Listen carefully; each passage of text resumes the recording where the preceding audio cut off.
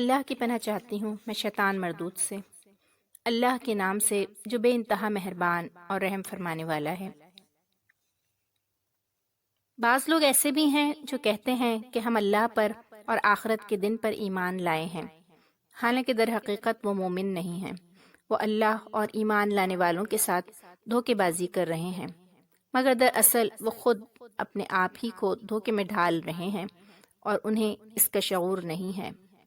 ان کے دلوں میں ایک بیماری ہے جسے اللہ نے اور زیادہ بڑھا دیا، اور جو جھوٹ وہ بولتے ہیں اس کی پاداش میں ان کے لیے دردناک سزا ہے۔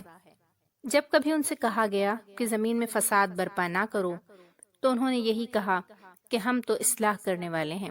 خبردار، حقیقت میں یہی لوگ مفسد ہیں، مگر انہیں شعور نہیں ہے۔ اور جب ان سے کہا گیا کہ جس طرح دوسرے لوگ ایمان لائے ہیں اسی طرح تم بھی ایمان لاؤ، تو انہوں نے یہی جواب دیا کہ کیا ہم بے وقوفوں کی طرح ایمان لائیں؟ خبردار، حقیقت میں تو یہ خود بے وقوف ہیں، مگر یہ جانتے نہیں ہیں۔ جب یہ اہل ایمان سے ملتے ہیں تو کہتے ہیں کہ ہم ایمان لائے ہیں، اور جب علیحدگی میں اپنے شیطانوں سے ملتے ہیں تو کہتے ہیں کہ اصل میں تو ہم تمہارے ساتھ ہیں اور ان لوگوں سے محض مذاق کر رہے ہیں۔ اللہ ان سے مذاق کر رہا ہے، وہ ان کی رسی دراز کیے جاتا ہے اور یہ اپنی سرکشی میں اندھوں کی طرح بھٹکتے چلے جاتے ہیں۔ یہ وہ لوگ ہیں جنہوں نے ہدایت کے بدلے گمراہی خرید لی ہے، مگر یہ سودا ان کے لیے نفع بخش نہیں ہے، اور یہ ہرگز صحیح راستے پر نہیں ہے۔ ان کی مثال ایسی ہے جیسے ایک شخص نے آگ روشن کی، اور جب اس نے سارے ماحول کو روشن کر دیا تو اللہ نے ان کا نور بصارت سلب کر لیا اور انہیں اس حال میں چھوڑ دیا کہ تاریکیوں میں انہیں کچھ نظر نہیں آتا۔ یہ بہرے ہیں، گونگے ہیں، اندھے ہیں، یہ اب نہ پلٹیں گے۔ یا پھر ان کی مثال یوں سمجھو کہ آسمان سے زور کی بارش ہو رہی ہے اور اس کے ساتھ اندھیری گھٹا اور کڑک اور چمک بھی ہے۔ یہ بجلی کے کڑاکے سن کر اپنی جانوں کے خوف سے کانوں میں انگلیاں ٹھوسے لیتے ہیں، اور اللہ ان منکرین حق کو ہر طرف سے گھیرے میں لیے ہوئے ہے۔ چمک سے ان کی حالت یہ ہو رہی ہے کہ گویا عنقریب بجلی ان کی بصارت اچک لے جائے گی۔ جب ذرا کچھ روشنی انہیں محسوس ہوتی ہے تو اس میں کچھ دور چل لیتے ہیں، اور جب ان پر اندھیرا چھا جاتا ہے تو کھڑے ہو جاتے ہیں۔ اللہ چاہتا تو ان کی سماعت اور بصارت بالکل ہی سلب کر لیتا۔ یقیناً اللہ ہر چیز پر قادر ہے۔ لوگو، بندگی اختیار کرو اپنے اس رب کی جو تمہارا اور تم سے پہلے جو لوگ ہو گزرے ہیں ان سب کا خالق ہے۔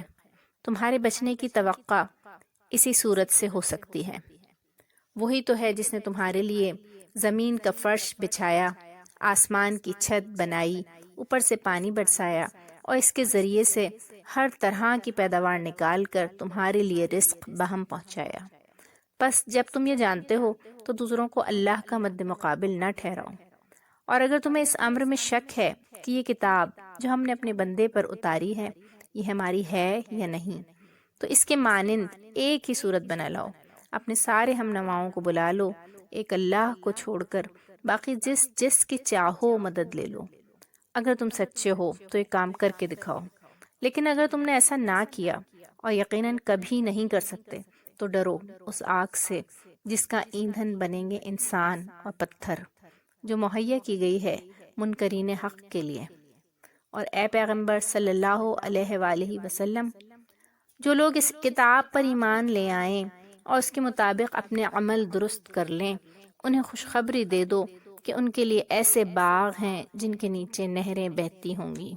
ان باغوں کے پھل صورت میں دنیا کے پھلوں سے ملتے جلتے ہوں گے۔ جب کوئی پھل انہیں کھانے کو دیا جائے گا تو وہ کہیں گے کہ ایسے ہی پھل اس سے پہلے دنیا میں ہم کو دیے جاتے تھے۔ ان کے لیے وہاں پاکیزہ بیویاں ہوں گی اور وہ وہاں ہمیشہ رہیں گے۔ ہاں، اللہ اس سے ہرگز نہیں شرماتا کہ مچھر یا اس سے بھی حقیر تر کسی چیز کی تمثیلیں دے۔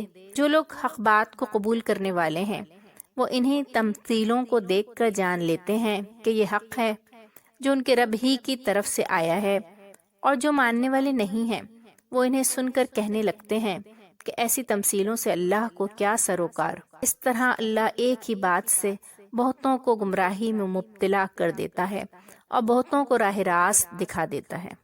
اور اس سے گمراہی میں وہ انہی کو مبتلا کرتا ہے جو فاسق ہیں، اللہ کے عہد کو مضبوط باندھ لینے کے بعد توڑ دیتے ہیں۔ اللہ نے جسے جوڑنے کا حکم دیا ہے اسے کاٹتے ہیں اور زمین میں فساد برپا کرتے ہیں۔ حقیقت میں یہی لوگ نقصان اٹھانے والے ہیں۔ تم اللہ کے ساتھ کفر کا رویہ کیسے اختیار کرتے ہو؟ حالانکہ تم بے جان تھے، اس نے تم کو زندگی عطا کی، پھر وہی تمہاری جان سلب کرے گا، پھر وہی تمہیں دوبارہ زندگی عطا کرے گا، پھر اسی کی طرف تمہیں پلٹ کر جانا ہے۔ وہی تو ہے جس نے تمہارے لیے زمین کی ساری چیزیں پیدا کیں، پھر اوپر کی طرف توجہ فرمائی اور 7 آسمان استوار کیے، اور وہ ہر چیز کا علم رکھنے والا ہے۔